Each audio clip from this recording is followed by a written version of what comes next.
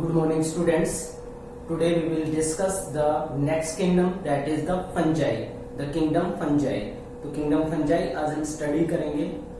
सबसे पहले इसके जो जनरल फीचर्स हैं, जनरल प्रॉपर्टीज हैं जो इस पर्टिकुलर ग्रुप से बिलोंग करती है, वो हमें स्टडी करनी है.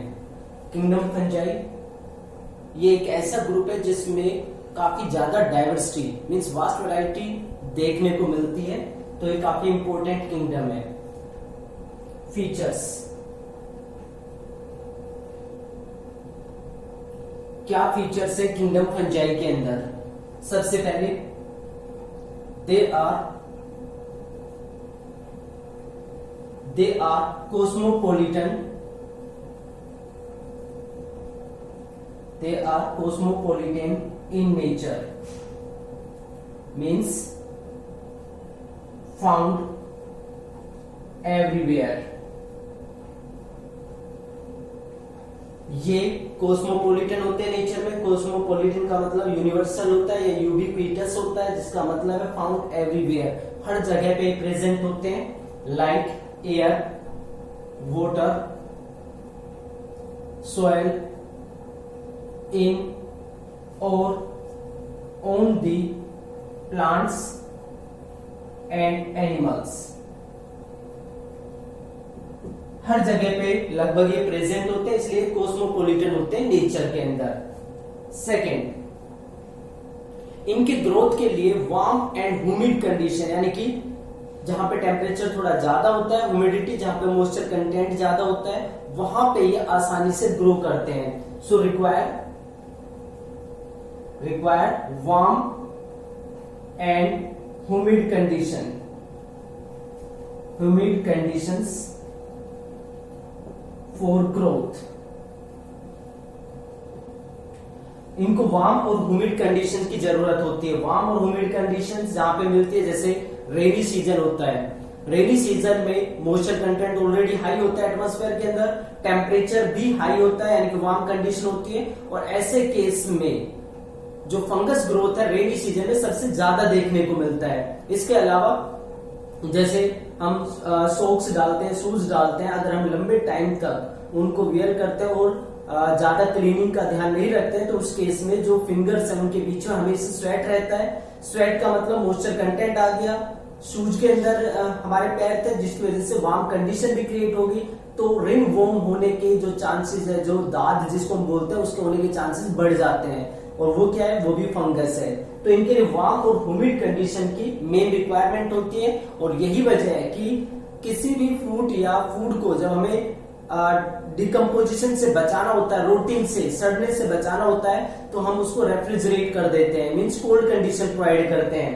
कोल्ड कंडीशन में जब उसको वार्म कंडीशन नहीं मिलेगी तो ग्रोथ भी रुक जाता है. जैसे विंटर सीजन में होता है. विंटर सीजन में आप ब्रेड को अगर बाहर भी रख देते हैं, 2 या 3 दिन में रखे रहने के बाद भी उसके ऊपर कोई फंगस ग्रोथ नहीं करता. लेकिन अगर वही ब्रेड आपने रेनी सीजन में 1 दिन के लिए भी बाहर रख दिया है, तो नेक्स्ट डे आप उसके ऊपर फंगस ग्रोथ ऑब्जर्व कर सकते हैं. तो वार्म और ह्यूमिड कंडीशन इनके ग्रोथ के लिए सबसे इंपॉर्टेंट होती है. Third, they show a wide variety in their morphology and habitat. They show wide variety in their morphology and habitat. Mean जहां पे रहते हैं और जो इनकी मोर्फोलॉजी है उसमें वाइड वैरायटी देखने को मिलती है. काफी ज्यादा तरह की इनकी मोर्फोलॉजी होती है, काफी ज्यादा तरह के हैबिटेट, यानी कि जो जहां पे रहते हैं वो कंडीशन वेरी करती है. फॉर एग्जाम्पल, यीस्ट यूनिसेल्युलर है. ये अकेला ऐसा मेंबर है जो यूनिसेल्युलर होता है. यीस्ट यूनिसेल्युलर, इसका यूज किया जाता है ब्रेड एंड बियर मेकिंग, या जो हार्ड लिक्विड्स हैं उनको बनाने में.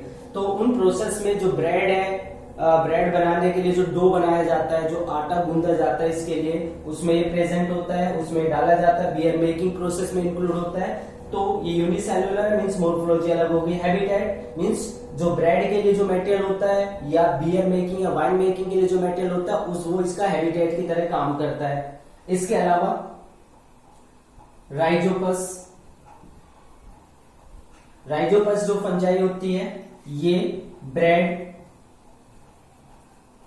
या रोटन फ्रूट्स, जो सड़े हुए फ्रूट्स हैं उनके ऊपर ये वाली फंगस ग्रो कर जाती है। इसकी फॉर्म इससे अलग होती है, मींस मॉर्फोलॉजी अलग होगी, हैबिटेट अलग अलग जगह पे ग्रो कर रही है, यानी कि रोटन फ्रूट्स पे ग्रो कर सकती है। इसके अलावा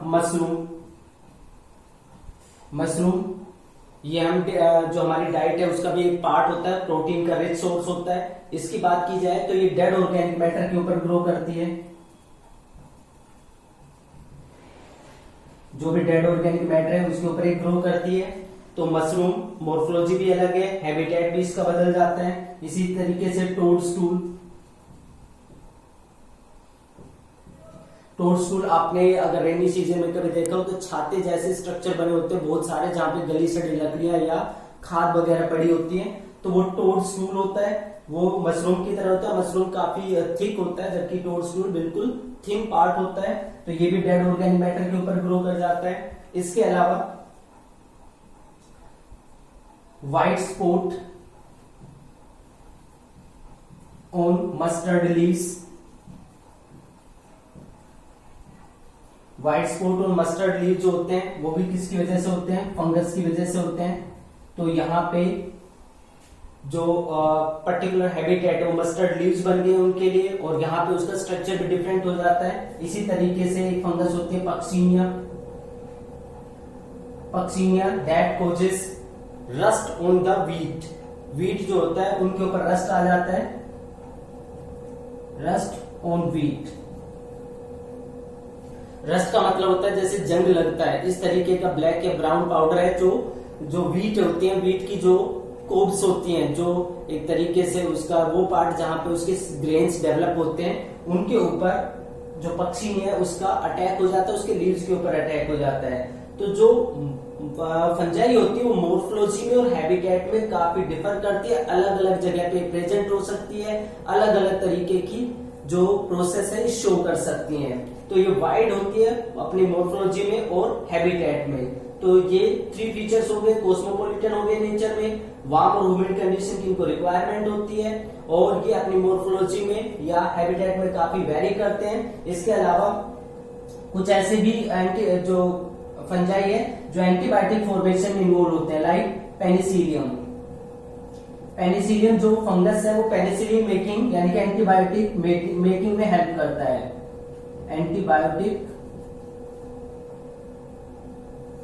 जो एंटीबायोटिक है वो पेनिसिलियम से बनता है। तो काफी सारे रोल, काफी सारे तरह के मॉर्फोलॉजी और हैबिटेट ये शो करते हैं। अब जो नेक्स्ट फीचर है वो हम स्टडी करेंगे न्यूट्रिशन कि जो फंगस है वो किस तरह के न्यूट्रिशन को प्रेफर करते हैं, क्या ये ऑटोट्रोफिक है या हेटेरोट्रोफिक है।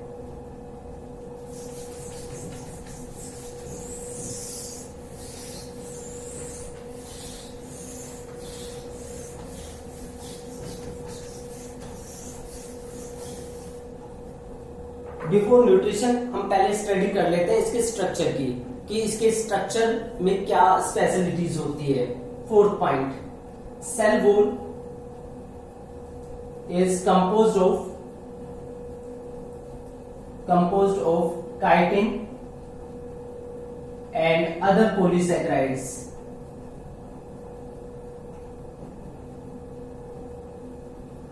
इसकी जो सेल वॉल है वो काइटिन, ये एक हेटेरोपोलीसैकेराइड होता है, एक स्पेशल टाइप का कॉम्प्लेक्स पॉलीसैकेराइड होता है, और उसके अलावा दूसरे जो पॉलीसैकेराइड होते हैं सिंपल वाले, उन दोनों का कॉम्बिनेशन इनके अंदर प्रेजेंट हो सकता है जिससे इनकी सेल वॉल बनती है। काइटिन काफी एक तरीके से रेजिस्टेंट मटेरियल होता है। अब जो इसके अंदर जो सेल्स होती हैं, अब ये सेल्स कुछ स्ट्रक्चर क्रिएट करती हैं और उन स्ट्रक्चर को हम बोलते हैं hyphae.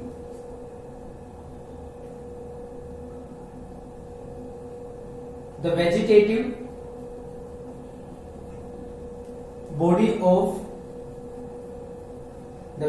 body of fungi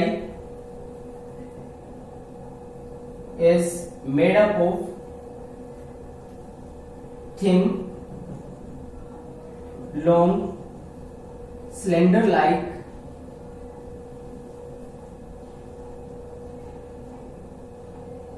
thin, long, slender, thread like structures,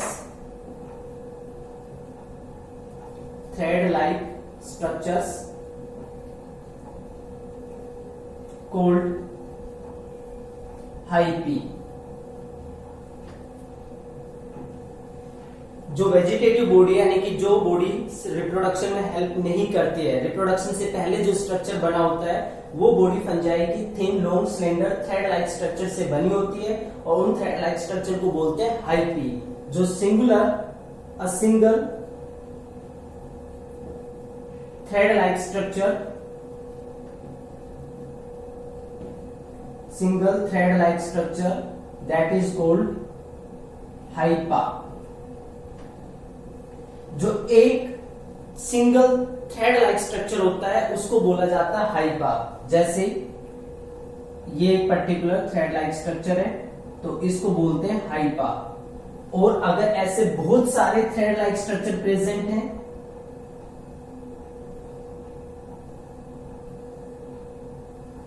तो इनको बोलेंगे हाइपी। तो यहाँ पे जो वेजिटेटिव पार्ट है वो thin, long, slender thread like structure से बने होते हैं जिनको हाइपी बोलते हैं। एक सिंगल थ्रेड लाइक स्ट्रक्चर को हाइपा बोलते हैं। अब जितनी भी हाइपी होती है ये एक नेटवर्क बना देते हैं और उस नेटवर्क को बोलते हैं mycelium. A network of hyphae,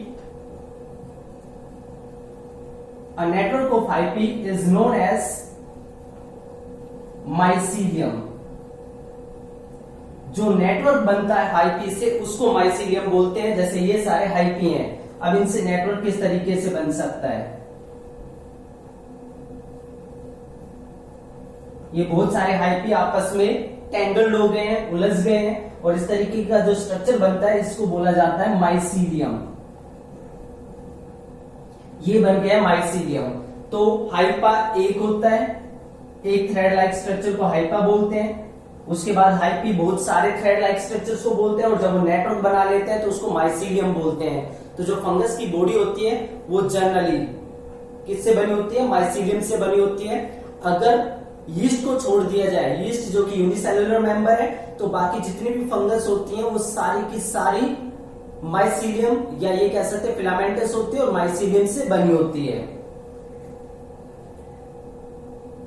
Yeast is the only member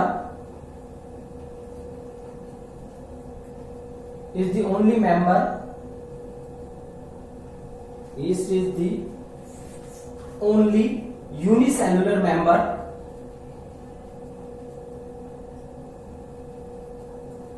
while other fungi are filamentous। बाकी सारी जो फंजाई है फिलामेंटस होती है, सिर्फ जो यीस्ट होता है वो यूनिसेलुलर होता है। तो जो यीस्ट है वो यूनिसेलुलर मेंबर है, बाकी जितने भी हैं वो सारे फिलामेंटस होते हैं यानी कि माइसीलियम के नेटवर्क से बने होते हैं। अब जो हाइपी होती है, कुछ ऐसी फंजाई होती है जिसके अंदर जो हाइपी एक कॉन्टिन्यूस ट्यूब लाइक स्ट्रक्चर होती है जो भरा होता है मल्टी न्यूक्लिएटेड साइटोप्लाज्म से। Some fungi composed of hyphae which are continuous tube filled with multinucleated cytoplasm।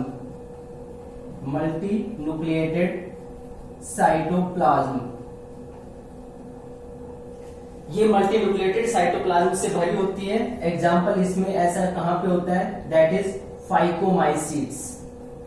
ये एक ग्रुप है इसका जिसके अंदर ऐसा होता है, क्लास है जिसके अंदर जो हाइपी है वो मल्टीन्यूक्लिएटेड साइटोप्लाज्म से भरा होता है और जो मल्टीन्यूक्लिएटेड साइटोप्लाज्म वाली कंडीशन होती है उसको कोइनोस्टिक कंडीशन बोलते हैं।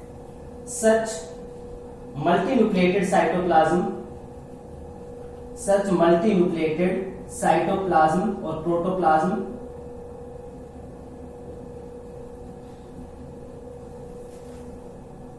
is known as coenocytic condition. Coenocytic condition उसको बोला जाता है। इसका मतलब क्या हुआ, जो ये हाइपी है इसके अगर स्ट्रक्चर की बात करें तो मान लेते हैं हमारे पास एक हाइपा है। ये हाइपा कैसे बना है, जो एक स्पोर था उसने अपने आप को जर्मिनेट किया था, मान लेते हैं एक स्पोर था, इसने अपने आप को डिवाइड करना स्टार्ट किया, डिवाइड करके बहुत सारी सेल्स बना दी हैं। ये बहुत सारी सेल्स है, सभी सेल के अंदर अपना न्यूक्लियस भी प्रेजेंट है।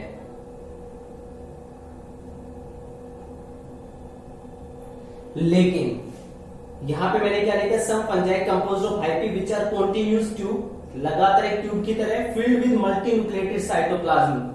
अब अगर इसके बीच की जो सेल वॉल है अगर वो डिसोल्व हो जाती है,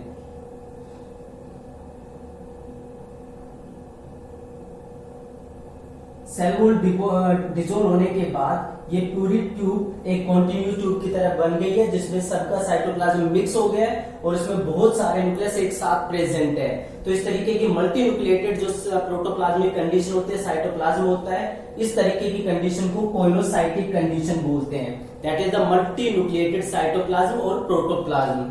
तो इसको हम कोइनोसाइटिक बोलते हैं। ये कुछ जो लोअर फंजाई है उसके केस में होता है। जो हायर फंजाई होती है उसके केस में जो वॉल होती है वो कंप्लीटली डिसोल्व नहीं होती और वहां पे जो हाइपी होती है उनको हम सेप्टेट बोलते हैं, जबकि यहाँ पे कोई बीच में वॉल नहीं है। तो इस तरीके की जो हाइपी होती है उनको असेप्टेट हाइपी बोला जाता है।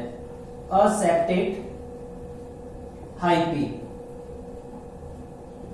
असेप्टेट यानी कि बिना सेप्टा की, असेप्टेट हाइपी इनको बोला जाता है। बिना सेप्टा, बिना वॉल के ये हाइपी प्रेजेंट होती है।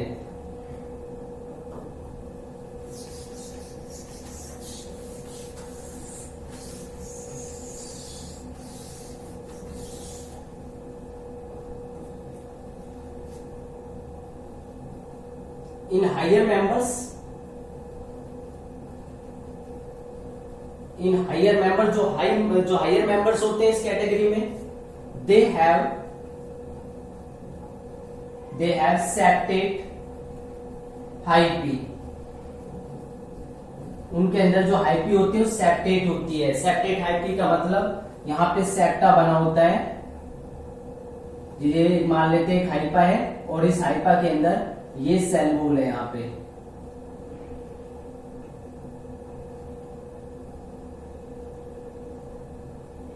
ये इसके न्यूक्लियस है।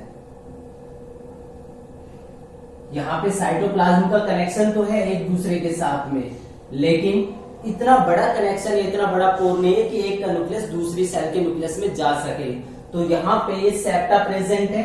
इस वाली जो पार्टीशन वॉल है उसको सेप्टा बोलते हैं और सेप्टेट हाइपा इसको बोलते हैं। इस तरह की जो सेप्टेट हाइपी प्रेजेंट होती है, तो इस तरह के सेप्टेट हाइपी हायर जो मेंबर्स होते हैं फंजाई के, जैसे एस्कोमाइसिट, बेसिडोमाइसिट्स, उनके अंदर सेप्टेट हाइपी प्रेजेंट होती है, जो कि एडवांस टाइप की जो मोर्फोलॉजी है या ये कह सकते हैं कॉम्प्लेक्स टाइप की जो स्ट्रक्चरल ऑर्गेनाइजेशन है उसको ये रिप्रेजेंट करते हैं। तो इस तरीके से दो तरह के हाइपी के बेस पे इनका जो स्ट्रक्चर है वो बना होता है। So that is about the structure of the fungi. दोबारा से बता देते हैं, सबसे पहले तो जो इनके अंदर सेल होती है उसके बाद सेल वॉल होती है, जो कि काइटिन एक स्पेशल टाइप के पॉलीसेकेराइड से बनी होती है। इसमें जो वेजिटेटिव बॉडी है वो थ्रेड लाइक स्ट्रक्चर से बनी होती है। उन थ्रेड लाइक स्ट्रक्चर को बोलते हैं हाइपी। अगर एक स्ट्रक्चर है, एक थ्रेड है तो उसको हाइपा बोलते हैं। पूरा जो बंच है तो उसको हाइपी बोलते हैं। ये हाइपी बाद में एक नेटवर्क बना लेते हैं आपस में, उस नेटवर्क को बोलते हैं माइसीलियम, यानी कि फंगस का जो बेसिक पार्ट है वो माइसीलियम हो गया और सबसे छोटी यूनिट जिसके रिपीटेशन से वो बना वो हाइपा हो गया। अब जो यीस्ट है वो अकेला यूनिसेलुलर मेंबर है जिसके अंदर माइसीलियम वाली कंडीशन नहीं मिलेगी। अदरवाइज बाकी जितने भी मेंबर बच जाते हैं वो सारे के सारे फिलामेंटस होते हैं, और फिलामेंटस का मतलब उनके अंदर माइसीलियम जो स्ट्रक्चर है वो प्रेजेंट होता है। कुछ फंजाई इसमें ऐसी होती है जिसमें जो हाइपी है वो कॉन्टिन्यूस ट्यूब होती है जो कि मल्टी न्यूक्लिएटेड साइटोप्लाज्म से भरी होती है। मल्टी न्यूक्लिएटेड साइटोप्लाज्म वाली जो कंडीशन होती है उसको कोइलोसाइटिक कंडीशन बोला जाता है, जो कि जो लोअर फंजाई है जैसे फाइकोमाइसीड्स उनके अंदर देखने को मिलती है। और यहाँ पे कोई पार्टीशन नहीं होता है, इसलिए इस तरह की हाइपी को असेप्टेट हाइपी बोला जाता है।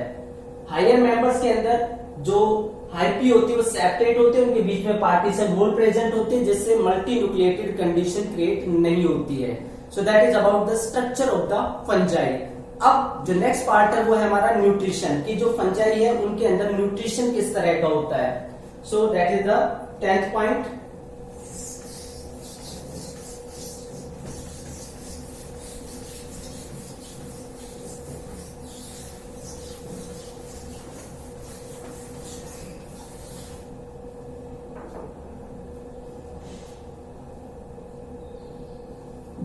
Fungi are heterotrophic. Fungi are heterotrophic. ये heterotrophic होते हैं। heterotrophic का मतलब which based on or which feed on dead or which feed on readymade food material, जो रेडीमेड फूड मटेरियल के ऊपर डिपेंड करती है उनको हम बोलते हैं हेटरोट्रोफिक ऑर्गेनिजम्स। अब इसमें कई सारी कैटेगरीज बनती है हेटरोट्रोफिक मोड में। सबसे पहली कैटेगरी है यहाँ पे सैप्रोफाइटिक।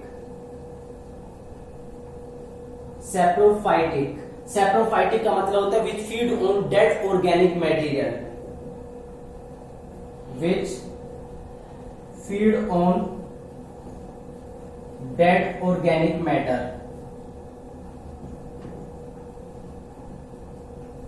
जो डेड ऑर्गेनिक मैटर के ऊपर फीड करते हैं उनको बोलते हैं सैप्रोफाइट। यानी कि फंगस के अंदर जो प्रॉपर्टी वो क्या होती है कि ये जिस मेटेरियल के ऊपर प्रेजेंट होती है उसके ऊपर अपने एंजाइम्स रिलीज कर देते हैं। एंजाइम्स उस पर्टिकुलर सब्सटेंस को, जैसे मान लो ब्रेड है, ब्रेड के ऊपर उसने अपने एंजाइम डाल दिए, वो एंजाइम ब्रेड के कार्बोहाइड्रेट को डिकम्पोज कर देते हैं, उसको सोलबलाइज कर देते हैं, सिंप्लीफाई कर देते हैं और फिर फंगस उस सिंपल फूड को वापस अपटेक कर लेती है। तो ये जो सैप्रोफाइटिक है, इस तरह की फंजाई भी प्रेजेंट होती है जो हेटरोट्रोफिक मोड ऑफ न्यूट्रिशन को शो करती है। मींस एक तरीके से absorb simple soluble food material, जो इन्होंने सिंप्लीफाई कर दिया है उस सिंपल सोल्यूबल फूड को ये वापस अपटेक कर लेती है। तो एक तो सैप्रोफिटिक मोड हो गया इनके अंदर। सैप्रोफिटिक मोड के बाद दूसरा मोड होता है parasitic. Parasitic mode of nutrition, when fungi feed on living plants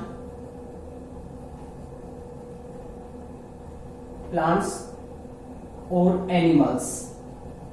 जब लिविंग प्लांट्स और एनिमल्स से कोई ऑर्गेनिज्म अपना